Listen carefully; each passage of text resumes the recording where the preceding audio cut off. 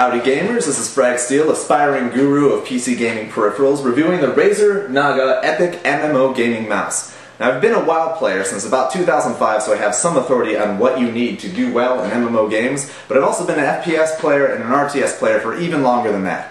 So I can tell you how this mouse holds up all over the PC gaming spectrum. I've also play tested the hell out of this thing. Since I got it about a week ago, I've played hours and hours of rated battlegrounds and 2v2 and 3v3 WoW arenas. And I've also took it through some Red Alert 3, some StarCraft 2, some Counter-Strike, and some old school Stalker. And you know what? I really like the thing. So here's the deal. The Naga Epic is an upgrade from the standard Razer Naga mouse released in late 2009. I didn't own one myself, but it blew a lot of minds as far as how it was so effective, but so simple. MMO games include a lot of spells and ability, which require a lot of buttons, and the Razer Naga placed all the buttons you need on one compact, easy-to-navigate thumb pad. Other MMO gaming mice would stick buttons anywhere they could fit them.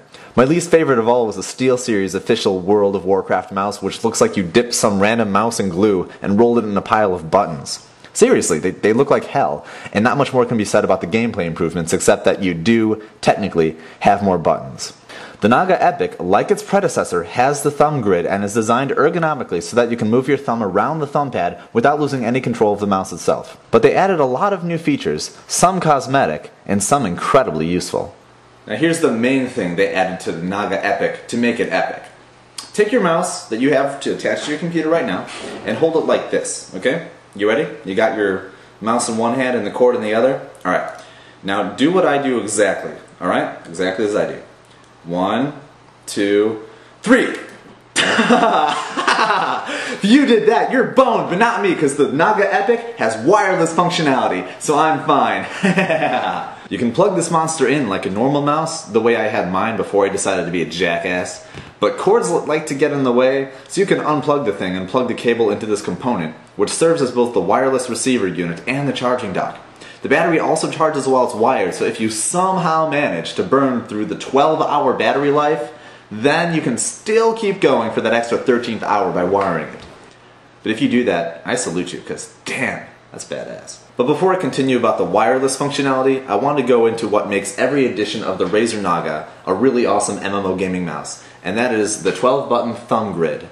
As you can see, the thumb grid lets me hit all of the 12 buttons by only moving my thumb. Because of the ergonomic design, I don't lose any control of the mouse when I momentarily release my thumb from the mouse to press a button. Now at first this whole setup feels really weird, and it's hard to find the different buttons without looking at them. I'm ashamed to say that I let a few good men die because I cast Water Shield when they needed a healing surge. They should have had more resilience, honestly. But anyway, after a little while, your fingers start getting used to feeling the individual buttons, and you'll always know what spell is where in relation to your thumb tip. Out of the box, the buttons are each bound to one of the 12 buttons in the number row above your letter keys, starting from 1 and ending with the equal sign. You can make a quick switch to bind it to your numpad instead, which gives you more bindings, or you can even bind each letter key individually to a letter or a macro, just like any Razer mouse.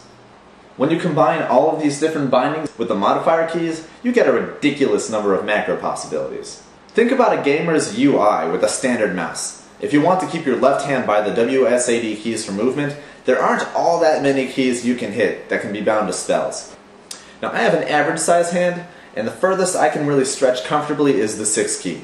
And that's actually average, by the way. Like some people say, oh, I'm average, but they're actually pretty small. No, I measured. I'm average. So if you're average like me, you can hit 1 to 6 and the tilde key. If you only use those 7 for spells and add the modifier keys Shift, Control, and Alt, you can comfortably command 28 spells. And in WoW, at least, that's not enough.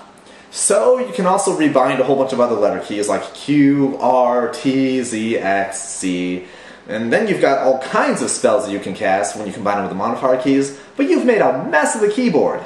You'll still be stretching considerably, and if you're holding down a modifier or pressing a letter key like G and Shift, and then you're trying to move sideways and hit A and get behind a pillar, then it's just really messy and puts a lot of tension on your hand, and you're going to screw up and die sometimes. As a Resto Shaman who heals for Arena, I've been in the situation before when I've had to dive behind a pillar to avoid a frostbolt, and while I'm doing that I've been trying to heal, so I'm holding Shift to access my secondary heal bar, and then I'm hitting F while trying to hit W to move, and I'm looking at this and that, and my hand is like this, and I've just gone all over the place and died, and that's a problem. So since I got this monster, WoW has gotten much easier. And Razer actually designed a number of add-ons for a number of MMO games designed to work with your macros. I can't speak for the add-ons for MMOs that aren't World of Warcraft, but I know that one is pretty legit. I liken it to Bartender 4, which I used prior, but Razer designed the add-on with the guy who made the popular Domino add-on, so if that's the add-on you use, you'll be familiar with it from the start. But I told you at the start of the review, I'm not just an MMO gamer, so I put some mileage on this thing in both FPS and RTS, and holy crap, it still makes a difference. If you leave the keys bound to the default numbers, it still makes a difference. Most FPS games use the number keys to switch between weapons, and since I can now make the switch on my mouse, I can keep my left hand on the WSAD keys for movement while grabbing the right tool for the job. In real-time strategy games, the numbers are also very useful for control groups. When you're microing a number of different units, you can switch between them using your thumb. Suppose you want to switch to a control group, say 2, and then immediately cast an ability. Normally, you'd have to use the same hand to choose the control group and then use the ability. Because of the thumb grip, you can already have your left hand in place to cast the ability when you have them selected. Now really in RTS, the keys are close enough together that doing all this with one hand isn't that hard, especially for more seasoned gamers. But it's nice to have that option, and anything that can save even a millisecond can mean the difference between life or death. But like I said before, these buttons don't have to issue numbers. They can also be bound to any letter you want. And every RTS takes advantage of letters somehow, usually to use unit abilities. My favorite RTS, StarCraft 2 for example, has an option to map every hotkey to your keyboard in a way that makes the on-screen position of the icon map to a matching key on your keyboard. But if you bind your thumb grid buttons to letter keys, you can issue virtually any order you want from your mouse instead of your keyboard. For example, I play Zerg, live for the Swarm, hell yeah. Under a normal setup, I hit S and then D to spawn a drone, or S and then Z to spawn a Zergling. But on my Razer Naga Epic, I hit 3 twice to make a drone, and 9 to make a link. In case you didn't know, there are 3 main kinds of grips you use when holding a mouse competitively. There's the palm grip, there's the claw grip, and then there's the fingertip grip. The palm grip is when your entire hand rests on the top of the mouse, so it sits completely in your palm. This offers a lot of comfort. The claw grip gives you a little bit more control because your fingertips move the mouse, and you still have some support from your palm. The fingertip grip gives you lots of control because you steer the mouse exclusively with your fingertips, but at the same time it's not supported at all by your palm. Something I always respected Razer for is that all their mice were made so that they could be really flexible. The design for all their mice, whether ergonomic or not, is in such a way that you can hold the mouse however you want and it's still viable. So your hand can be big or small, or you can prefer claw or fingertip, and it's always good. In comparison, I respect Logitech mice because they're very good, they have good technology, and they do put a lot of work behind designing them. But at the same time, they're not as flexible as I like. Like the G5 and the G500 are made in such a way that they have sharper curves at certain points. Specifically, they have narrow grooves right along the thumb and ring finger points. This means that you can get a very firm grip of the mouse, but only if your hand fits in the grooves, and you might have to sacrifice holding the mouse in your preferred way. But I'm giving you this whole spiel because the Naga Epic actually does use these grooves. But in this case it's important because with this mouse you're frequently moving your thumb off of the side of the mouse, which means that it loses the support from your thumb all the time.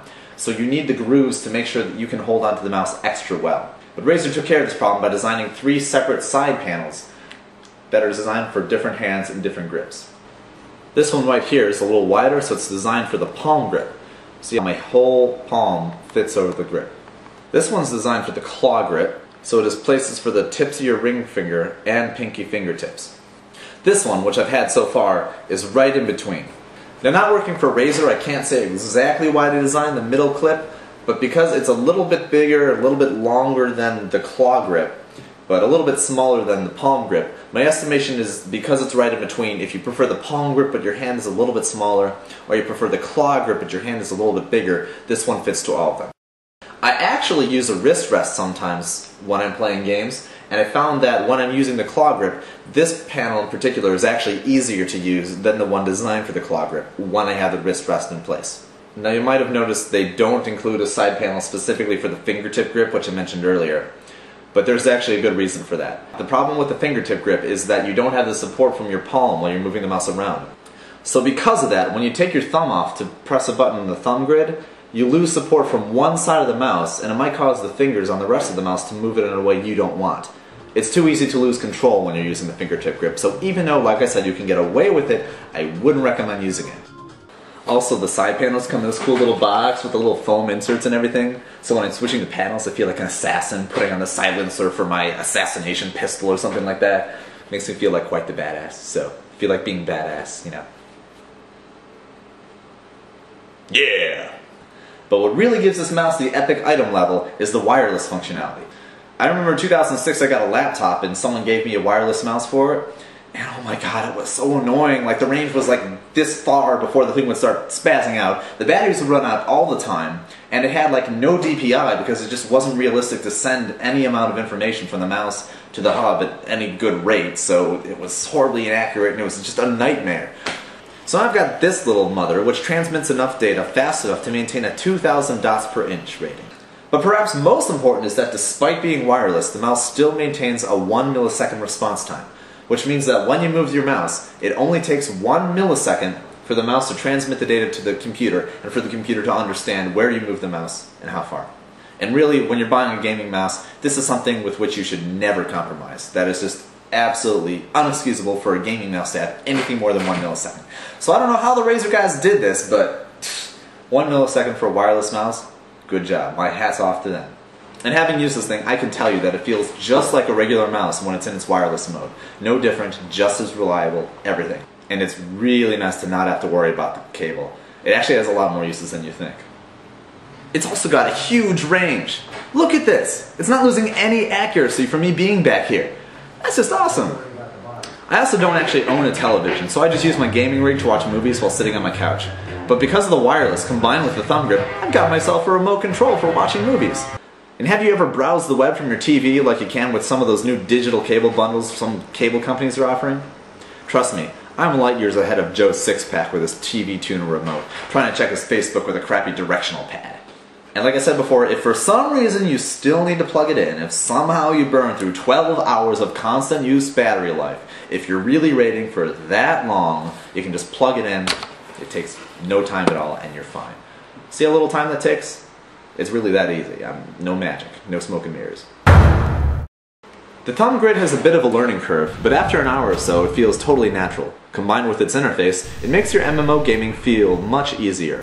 For real. Its wireless functionality is flawless. It's got a long battery life that's easy to recharge, and in case of emergency, you can plug the thing in and use it like normal.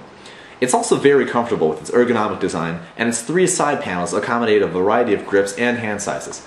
Also, the thing is just sexy! It maintains the curvy black aesthetic of Razer with the minimal lighting, but in this case you can customize it to be any color you'd like, or you can have it on a color cycle like I've had for this whole video. So my verdict?